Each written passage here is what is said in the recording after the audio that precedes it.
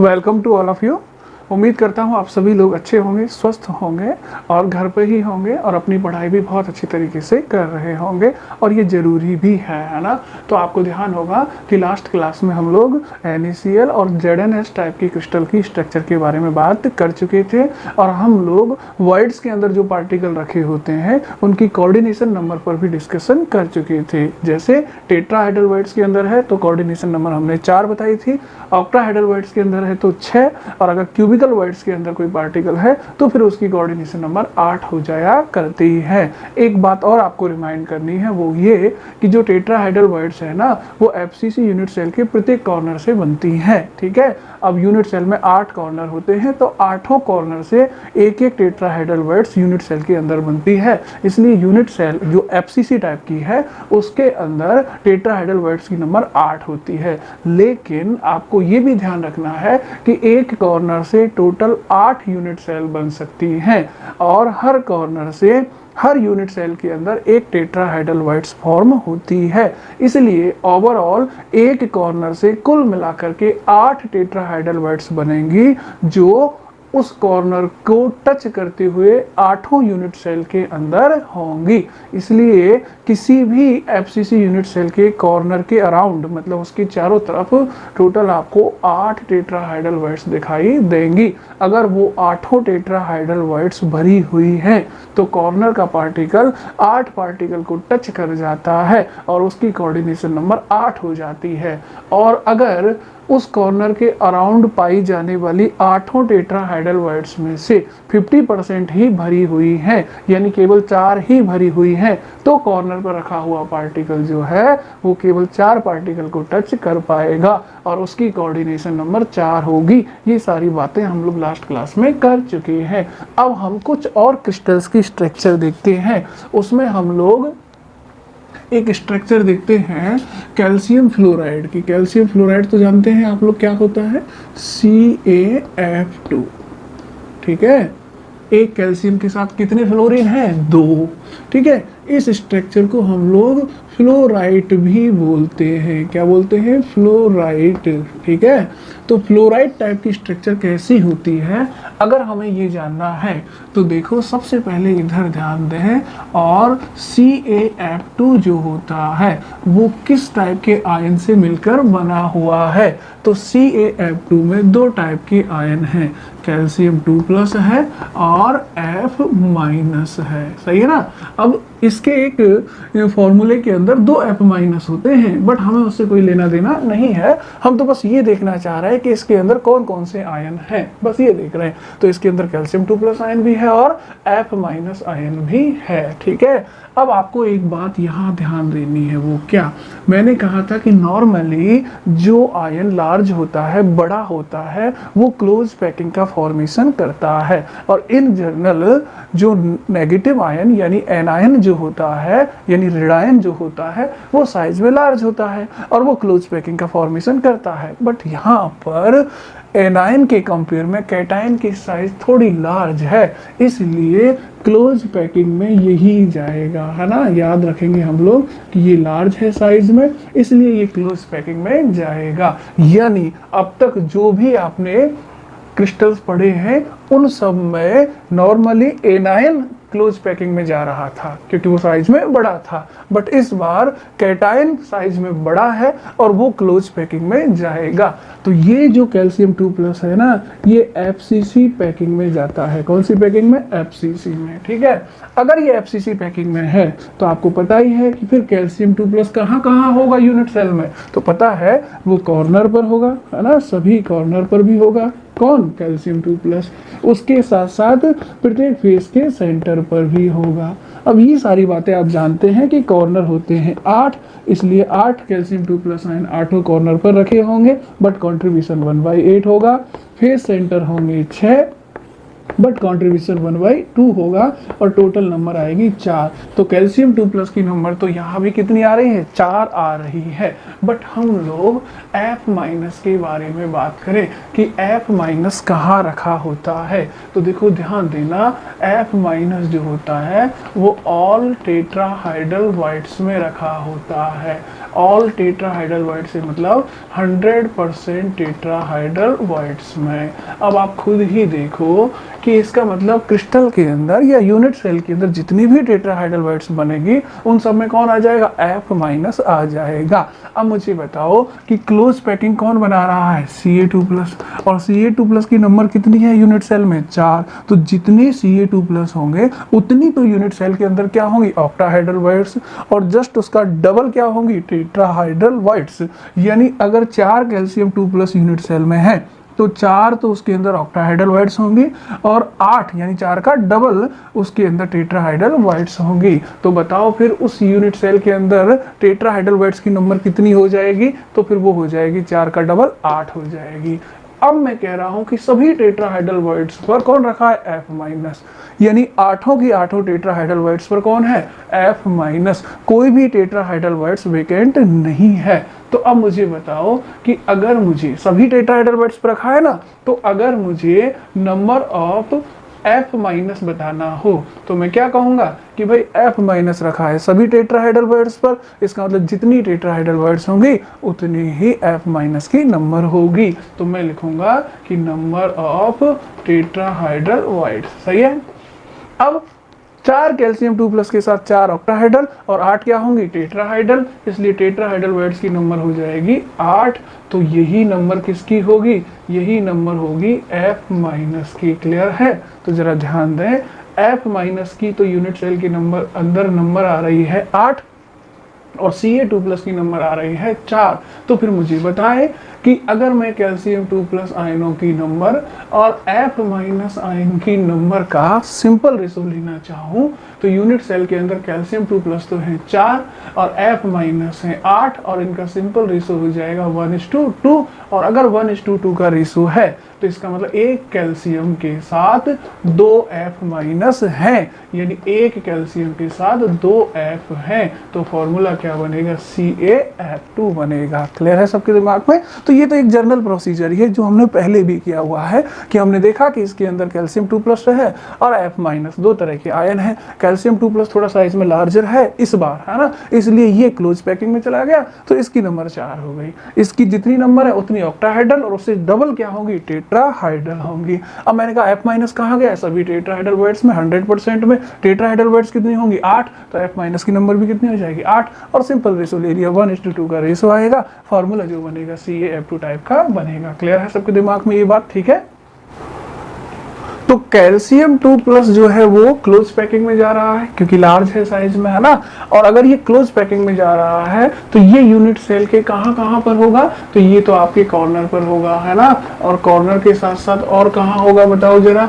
आपको पता है कि यूनिट सेल किस टाइप की है, यूनिट सेल आपके FCC टाइप की है। और FCC टाइप की यूनिट सेल के अंदर जो पार्टिकल क्लोज पैकिंग बनाता है वो कॉर्नर पर तो आता ही है, कॉर्नर के साथ साथ और कहाँ आता है, और आता है प्रत्येक फेस के सेंटर पर। सही है, तो मैं क्या करता हूँ, हर फेस के सेंटर पर कैल्शियम 2+ रख देता हूँ। ठीक है, तो कितने फेस हैं, 6। तो कितने कैल्शियम 2+ रखने होंगे, 6। कितने रख दिए हैं बताओ जरा, 4। तो फिर 2 और रख देते हैं, एक सामने वाले फेस पर और एक पीछे वाले फेस पर। सही है, क्योंकि यहाँ पर कैटाइन जो है वो क्लोज पैकिंग में है, FCC टाइप की पैकिंग में चला गया है। क्लियर। अब लास्ट लेक्चर याद करो, उसमें मैंने कहा था कि FCC यूनिट सेल के प्रत्येक कॉर्नर से एक टेट्राहाइड्रल बॉन्ड्स बनती है कि नहीं बनती, जो कंप्लीटली यूनिट सेल के अंदर होती है।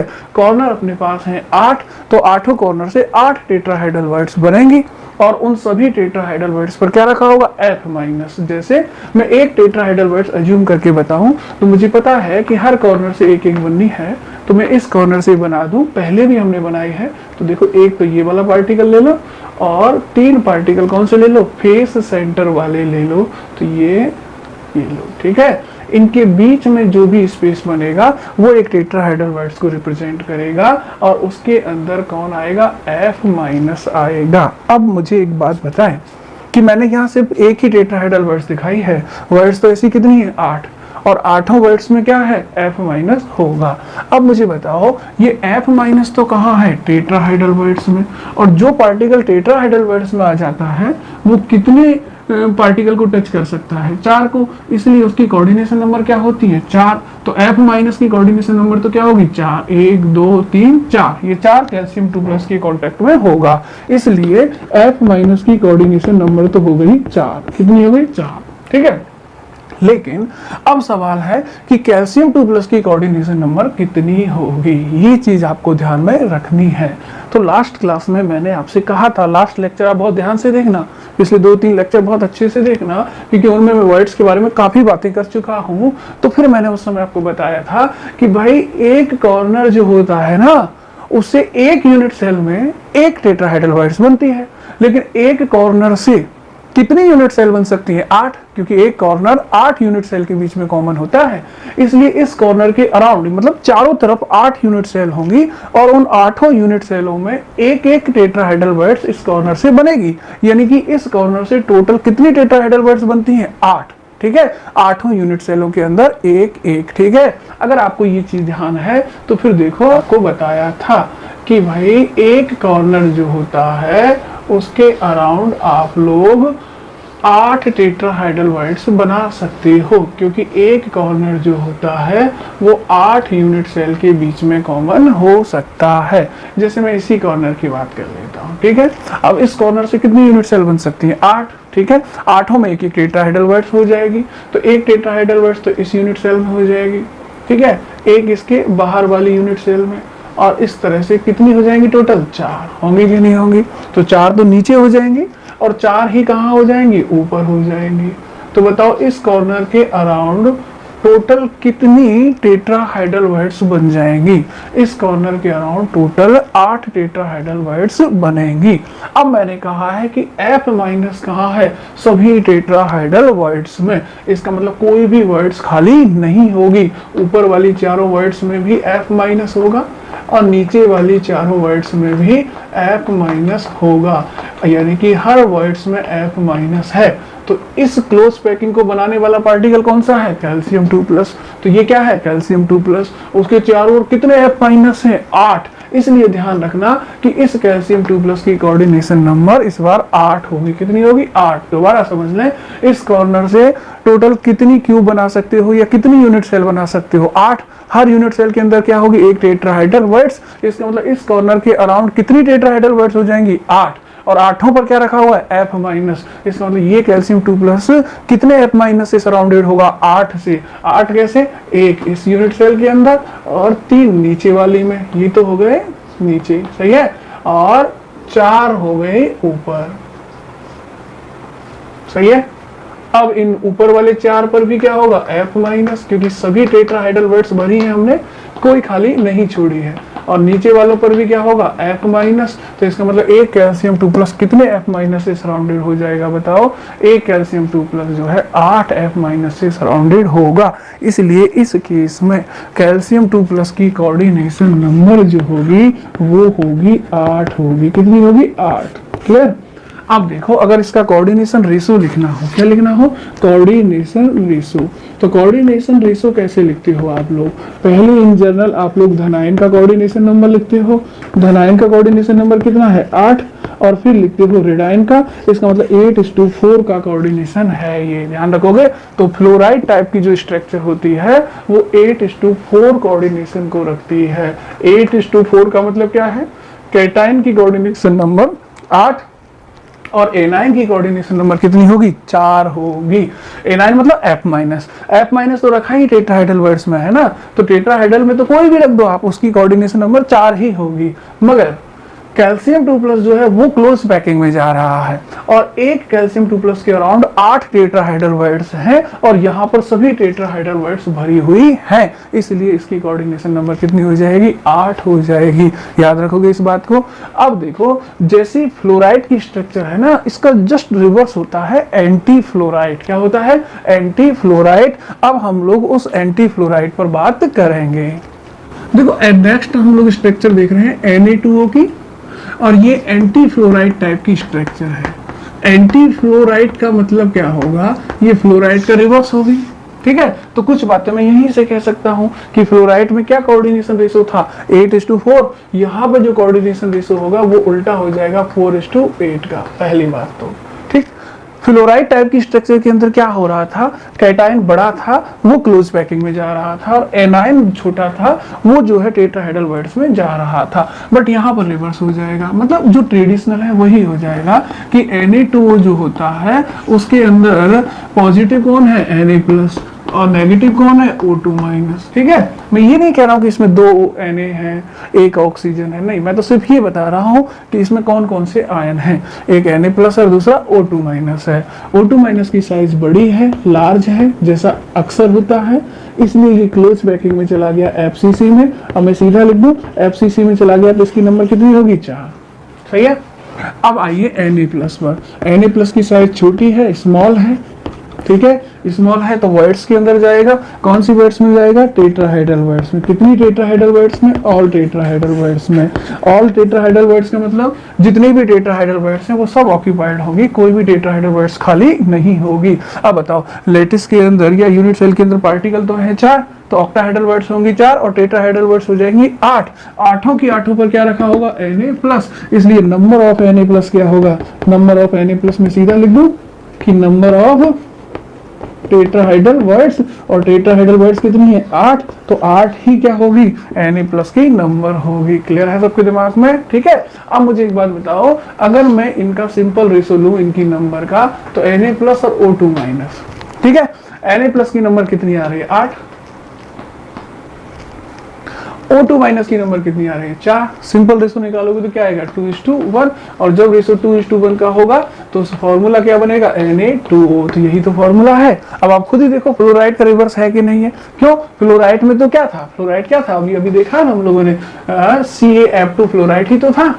इसके अंदर क्या था? Ca2+ की साइज बड़ी थी, तो ये किस में था? FCC में। जबकि F- की साइज छोटी थी, तो ये कहाँ था? टेट्राहाइड्रल वर्ड्स में। था कि नहीं था? FCC में था तो इसकी नंबर कितनी थी? 4। ये सभी टेट्राहाइड्रल वर्ड्स में था तो इसकी नंबर कितनी थी? 8। सिंपल रेशो क्या बना था? 1:2। तो फॉर्मूला क्या बना था? CaF2। क्लियर है? तो ये जस्ट इसके रिवर्स ही स्ट्रक्चर होती है। अब आप मुझे इसकी कोऑर्डिनेशन नंबर का आइडिया देंगे कि इसकी कोऑर्डिनेशन नंबर क्या क्या हो सकती है। तो भाई देखो, मैं अगेन वही बातें रिपीट करूंगा कि यहाँ मेरे सामने FCC टाइप की यूनिट सेल है। कैसी यूनिट सेल है? FCC टाइप की। तो पार्टिकल कहाँ होते हैं? कॉर्नर और फेस सेंटर पर। मगर इस बार क्लोज पैकिंग में कौन है? O2- है, इसलिए हर कॉर्नर पर कौन दिखाई देगा? O2-। सही है। और कॉर्नर के साथ साथ प्रत्येक फेस सेंटर पर भी कौन दिखाई देगा? O2-। ठीक है। अब फेस सेंटर तो आप अब पहचान ही लेते हैं, तो एक ये वाला फेस सेंटर, एक ये वाला, ये सारी बातें हम लोग कई बार कर चुके हैं। ठीक है, एक ये वाला और एक ये वाला। सही है। अब O2- ने तो FCC पैकिंग बना दी। अब आपको पता ही है कि हर कॉर्नर से एक टेट्राहाइड्रल वर्ड्स बनती है, तो इस वाले कॉर्नर से एक टेट्राहाइड्रल वर्ड्स बनेगी, तो कैसे बनेगी? ये। सही है भाई, एक तो कॉर्नर का ले लेना है और 3 कहाँ के ले लेने हैं? फेस सेंटर के। तो ये और ये। सही है। इनके बीच में जो खाली जगह बनेगी वही क्या है? Tetrahedral words. और उसके अंदर कौन आ जाएगा? उसके अंदर आ जाएगा Na+। क्लियर है सबके दिमाग में? अब बताओ कितनी टेट्राहाइड्रल वर्ड्स बनेंगी? एक कॉर्नर से एक, तो 8 से कितनी बनेंगी? 8। तो कितने Na+ आ जाएंगे? 8 आ जाएंगे। ठीक है। और O2- तो कितने हैं? 4 ही हैं। सबके दिमाग में क्लियर है? अब मुझे बताओ, ये जो Na+ है ये कहाँ रखा है? टेट्राहाइड्रल वर्ड्स में। अगर ये टेट्राहाइड्रल वर्ड्स में रखा है तो कितने O2- से सराउंडेड होगा? 4 से। तो इसकी कोऑर्डिनेशन नंबर कितनी होगी Na+ की? तो इसकी कोऑर्डिनेशन नंबर हो जाएगी 4। कितनी हो जाएगी? 4। लेकिन अब आपको बताना है O2 माइनस की कोऑर्डिनेशन नंबर कितनी होगी। तो इस कॉर्नर वाले O2 माइनस को ले लूं मैं, सही है। अब मुझे बताओ इसके अराउंड कितनी टेट्राहाइड्रल बॉन्ड्स होंगी। भाई 8 होंगी ना, एक कॉर्नर के चारों तरफ 8 यूनिट सेल हो सकती हैं और हर यूनिट सेल में एक टेट्राहाइड्रल बॉन्ड्स होती है, यानी एक कॉर्नर के चारों ओर 8 टेट्राहाइड्रल बॉन्ड्स होंगी। एक तो इसके अंदर होगी और बाकी सब इसके बाहर, यानी 4 हो जाएंगी नीचे और 4 हो जाएंगी ऊपर, सही है। इस तरह से होंगी कि नहीं होंगी। अब बताओ Na+ कहाँ रखा है, सभी टेट्राहाइड्रल बॉन्ड्स पर, यानी कोई बॉन्ड्स खाली तो नहीं है। इसका मतलब इस कॉर्नर के चारों तरफ जो 8 टेट्राहाइड्रल बॉन्ड्स है सबके अंदर क्या होगा, Na+। इसके अंदर Na+ होगा, इसके अंदर Na+, हर बॉन्ड्स में Na+ पड़ा हुआ है। तो 4 तो नीचे हो गए इसके और 4 कहाँ हो गए, ऊपर। तो टोटल कितने Na+ आपको इसके चारों तरफ दिखाई देंगे, तो 4 ऊपर और 4 नीचे। इसका मतलब ये कितनों को टच करेगा, 8 Na+ को टच करेगा। तो O2 माइनस की कोऑर्डिनेशन नंबर जो होगी वो कितनी होगी बताओ जरा, वो हो जाएगी 8। अब आप खुद ही बताओ कि अगर आप इसका कोऑर्डिनेशन रेशो लिखते हो, क्या लिखते हो, कोऑर्डिनेशन रेशो, तो वो कैसे लिखोगे। कोऑर्डिनेशन रेशो लिखने के लिए C रेशो शॉर्ट में लिख रहा हूँ। क्या करना है आपको, पहले कैटाइन की कोऑर्डिनेशन नंबर और फिर एनाइन की। कैटाइन कौन है, Na+, कोऑर्डिनेशन नंबर कितनी आ रही है, 4। क्यों है 4, क्योंकि टेट्राहाइड्रल बॉन्ड्स में है, ठीक। तो कैटाइन की तो हो गई 4। एनाइन कौन है, O2 माइनस, FCC लेटिस में है। FCC लेटिस में है तो इसके चारों ओर 8 टेट्राहाइड्रल बॉन्ड्स बनती हैं, 8 पर Na+ है, इसलिए इसकी कोऑर्डिनेशन नंबर कितनी है, 8। तो फिर लिखोगे आप A9 की। तो बताओ ये कोऑर्डिनेशन कैसा है, 4:8 का। कौन सा, 4:8 का। जब CaF2 की स्ट्रक्चर देखी थी तो कोऑर्डिनेशन रेशो क्या था, रिवर्स था, 8:4 का था। क्यों था 8:4 का, मुझे बताओ। Ca2+ तो था FCC में, तो कॉर्नर पर रखे Ca2+ के चारों तरफ कितनी टेट्राहाइड्रल बॉन्ड्स थी, 8, और 8 पर क्या रखा था, F-। तो एक Ca2+ कितने F- को टच कर पा रहा था, 8 को। तो इसकी कोऑर्डिनेशन नंबर कितनी थी, 8। क्लियर। और F- कहाँ था, टेट्राहाइड्रल बॉन्ड्स में। तो टेट्राहाइड्रल बॉन्ड्स वाले की तो कोऑर्डिनेशन नंबर हमेशा क्या होती है, 4। तो इसकी 4 थी। यहाँ पोजीशन रिवर्स हो गई है, यहाँ क्लोज पैकिंग में कौन चला गया, O2 माइनस, जबकि वर्ड्स में कौन है, Na+। तो जो टेट्राहाइड्रल वर्ड्स में है उसकी कोऑर्डिनेशन नंबर तो 4 ही होगी, लेकिन जो क्लोज पैकिंग में है उस कॉर्नर पर रखे हुए O2 माइनस के चारों ओर 8 टेट्राहाइड्रल वर्ड्स होंगी और 8 अगर भरी हुई है तो फिर कोऑर्डिनेशन नंबर कितनी हो जाएगी, 8 हो जाएगी, ठीक है। होपफुली आप फ्लोराइड और एंटी फ्लोराइड के स्ट्रक्चर भी समझ रहे होंगे। क्लियर है सबके दिमाग में। अब हम सीजियम क्लोराइड की स्ट्रक्चर भी देखते हैं कि सीजियम क्लोराइड की स्ट्रक्चर क्या होती है, ठीक है। तो अब देखो सीजियम क्लोराइड की स्ट्रक्चर बड़ी सिंपल होती है। पहले तो मुझे ये बताओ सीजियम क्लोराइड में कौन कौन से आयन होंगे। तो सीजियम क्लोराइड में Cgm+ आयन होगा और Cl- होगा, ठीक है। अब यहाँ पर जो Cl- होता है ना वो लार्ज है तो क्लोज पैकिंग में चला जाता है, और इस बार जो क्लोज पैकिंग है वो SCC टाइप की है। कैसी है, SCC टाइप की। तो Cl- जो होता है वो SCC पैकिंग में चला गया है। सिंपल क्यूबिकल अगर पैकिंग है तो फिर आपको पता है कि पार्टिकल कहाँ दिखाई देगा, ओनली एट कॉर्नर, केवल और केवल कॉर्नर पर, ठीक है। अब यहाँ भी आपको लास्ट क्लास वाली बातें ध्यान रखनी पड़ेंगी। तो Cl- हर कॉर्नर पर होगा। कितने कॉर्नर है, 8। तो 8 कॉर्नर पर क्या करें, 8 Cl- रख दें, सही है। ये रख दिया मैंने, ठीक है। अब मुझे बताओ कि अगर किसी यूनिट सेल में पार्टिकल केवल कॉर्नर पर हो तो फिर उसकी नंबर कितनी होती है पार्टिकल की। आपको पता है कि आपको यहाँ Cl- दिखाई तो कितने देंगे, 8, बट कंट्रीब्यूशन कितना होगा, 1/8। तो नंबर कितनी आएगी, 1, सही है। अब जो ये Cgm+ होता है इसके बारे में गौर करें तो आपको पता है ना कि सिंपल क्यूबिकल लैटिस या यूनिट सेल के अंदर इस वाले पॉइंट पर सेंटर में एक वॉइड बनती है और वो क्यूबिकल वॉइड है। कौन सी वॉइड है, क्यूबिकल वॉइड, सही है कि नहीं है भाई। सिंपल क्यूब के अंदर तो क्यूबिकल वॉइड बनती है, और FCC टाइप की यूनिट सेल होती है तो उसके सेंटर पर ऑक्टाहेड्रल वॉइड्स बनती है। तो ये जो Cgm+ है ना ये कहाँ जाता है, ये क्यूबिकल वॉइड में जाता है। कहाँ जाता है, क्यूबिकल वॉइड्स में। अब बताओ क्यूबिकल वॉइड कितनी दिखाई दे रही है आपको एक यूनिट सेल में? एक।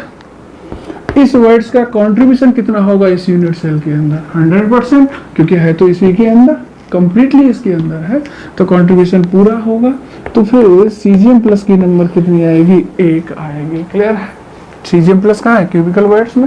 क्यूबिकल वर्ड यूनिट सेल के अंदर 1 है, कंट्रीब्यूशन पूरा है, तो एक वर्ड्स के अंदर एक ही सीजीएम प्लस आ जाएगा। क्लियर है सबके दिमाग में? तो इसकी भी नंबर 1 और इसकी भी नंबर 1 है। और अगर मैं सिंपल रेशो निकालूं सीजीएम प्लस का और सीएल माइनस का, तो वो 1:1 का ही है, इसलिए फॉर्मूला सिंपल होगा सीजीएम क्लोराइड। क्या फॉर्मूला होगा? CGM chloride. सही है? बहुत नॉर्मल स्ट्रक्चर है। ठीक है, अब इसकी थोड़ी सी कोऑर्डिनेशन नंबर पर बात कर लेते हैं। तो देखो जरा इधर Cl माइनस जो है वो तो कहाँ चला गया है? क्लोज पैकिंग में। कौन सी क्लोज पैकिंग में? सिंपल क्यूबिकल टाइप की पैकिंग के अंदर चला गया। अब जो सीजीएम प्लस है वो कहाँ आएगा? बॉडी सेंटर पर, क्योंकि यहीं पर तो क्यूबिकल वर्ड हो गई, तो एक सीजीएम प्लस में यहाँ रख देता हूँ। ये इसकी यूनिट सेल की सिंपल स्ट्रक्चर हो गई है। क्लियर? अब याद करो कि जो पार्टिकल बॉडी सेंटर पर होता है सिंपल क्यूबिकल यूनिट सेल के, यानी क्यूबिकल वर्ड के अंदर होता है, तो लास्ट क्लास में हमने क्यूबिकल वर्ड्स के अंदर रखे हुए पार्टिकल की कोऑर्डिनेशन नंबर बताई थी। कितनी थी? 8।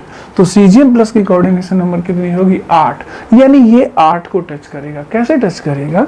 4 नीचे वालों को टच कर जाएगा और 4 ही ऊपर वालों को टच कर जाएगा। सही है? जैसे मैं यहाँ से डायग्रामेटिकली बताऊं तो देखो, ये इसको भी टच करेगा, ये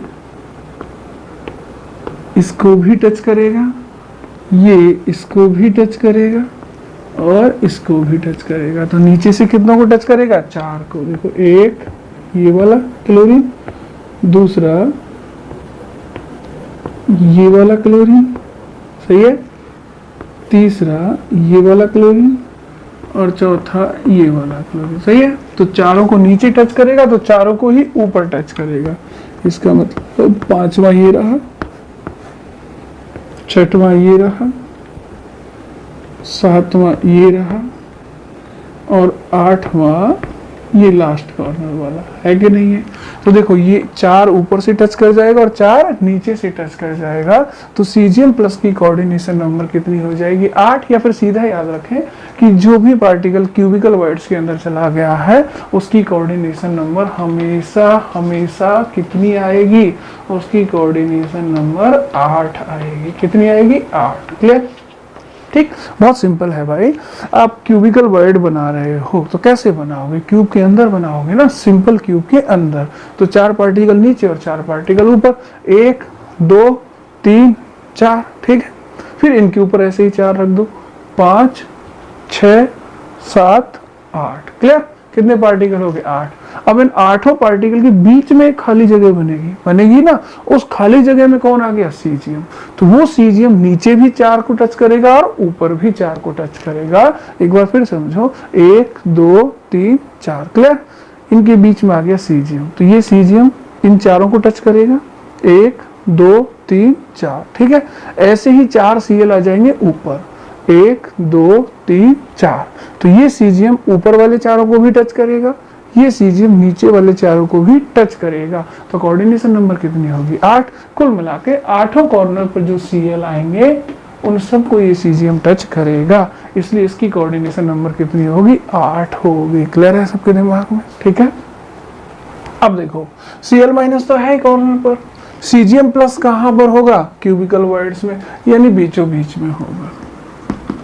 इसकी कोऑर्डिनेशन नंबर तो कितनी हो जाएगी? 8। ऊपर वाले चारों को भी टच करेगा और नीचे वाले चारों को भी। लेकिन अब मैं जानना चाह रहा हूं कि सीएल की कोऑर्डिनेशन नंबर कितनी होगी। क्या जानना चाह रहा हूं? सीएल की कोऑर्डिनेशन नंबर कितनी होगी, तो मुझे बताओ।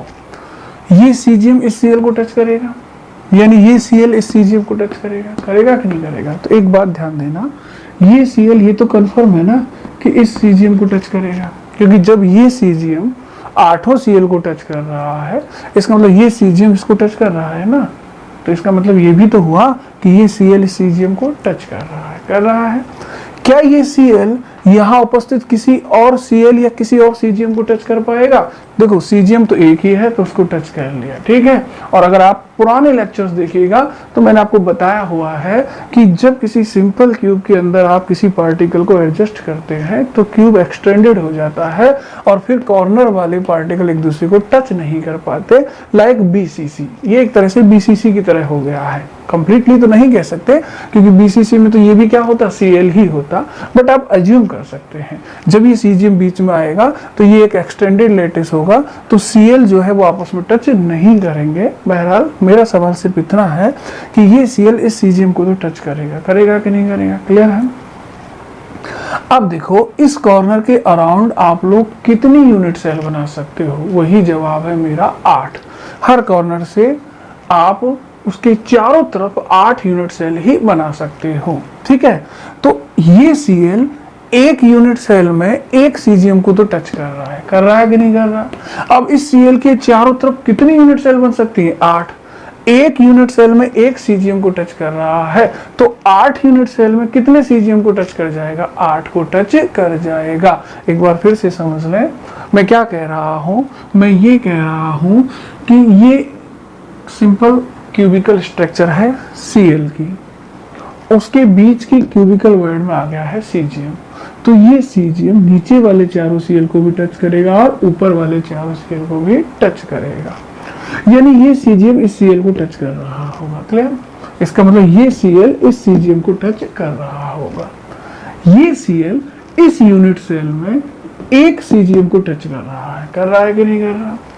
अब इस Cl के अराउंड आप कितनी यूनिट सेल बना सकते हो? यानी इस कॉर्नर के चारों तरफ आप कितनी यूनिट सेल बना सकते हो? 8।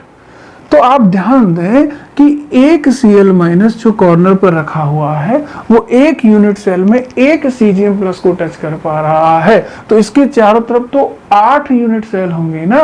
तो एक यूनिट सेल में एक Cgm को टच करेगा तो 8 यूनिट सेल में कितने Cgm को टच कर जाएगा? 8 को टच कर जाएगा ना।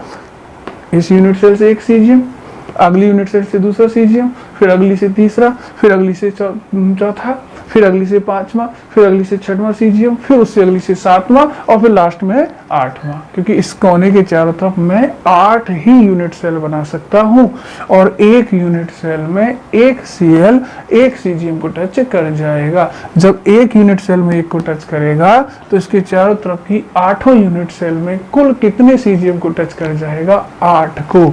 तो एक तो इसमें ही हो गया, दिखाई दे रहा है, बाकी 8 को टच कैसे करेगा? 4 आप ऐसे मान लें ऊपर की तरफ बनेंगे इस कॉर्नर से यूनिट सेल, और 4 ही कहां बनेंगे? नीचे की तरफ। सही है कि नहीं है? तो एक Cgm ये रहा, एक Cgm ये किसी दूसरे यूनिट सेल का होगा, है ना। इस कॉर्नर से 8 यूनिट सेल बनेंगे, एक का ये रहा, दूसरी का Cgm ये रहा, तीसरी का Cgm ये रहा, चौथी का Cgm ये रहा, 5वीं का ये रहा, 6वीं का ये रहा और 7वीं का ये रहा और 8वीं का ये रहा। क्लियर है? तो एक Cl कितने Cgm को टच कर पाएगा? 8 को। अब देखो Cgm तो रखा हुआ था ऑफ क्यूबिकल वर्ड्स में, तो इसकी कोऑर्डिनेशन नंबर तो 8 ही थी। ये SCC लैटिस में था, ठीक है, SCC लैटिस में है, लेकिन एक Cl एक यूनिट सेल में एक Cgm को टच करेगा तो इस Cl के चारों तरफ जब 8 यूनिट सेल बन जाएंगी तो हर यूनिट सेल के बीच में रखे हुए Cgm को ये Cl टच कर जाएगा। तो इसकी भी कोऑर्डिनेशन नंबर कितनी होगी? 8। तो इसकी कोऑर्डिनेशन नंबर कितनी होगी? 8। क्लियर? अब बताओ ये कोऑर्डिनेशन रेशो क्या होगा? कोऑर्डिनेशन रेशो अगर लिखने बैठूं तो पहले कैटायन का 8 और फिर एनायन का, तो ये जो है 8:8 का कोऑर्डिनेशन है। कैसा कोऑर्डिनेशन है? 8:8 का, जिसका मतलब क्या है? कैटायन की भी कोऑर्डिनेशन नंबर 8 है और एनायन की भी कोऑर्डिनेशन नंबर 8 है। क्लियर है? आप ध्यान से लेक्चर वॉच कीजिए, मैं बहुत काम की चीजें आपको बता रहा हूँ, ठीक है। 1-2 बार देखोगे बहुत अच्छे से अज्यूम हो जाएगा। क्लियर?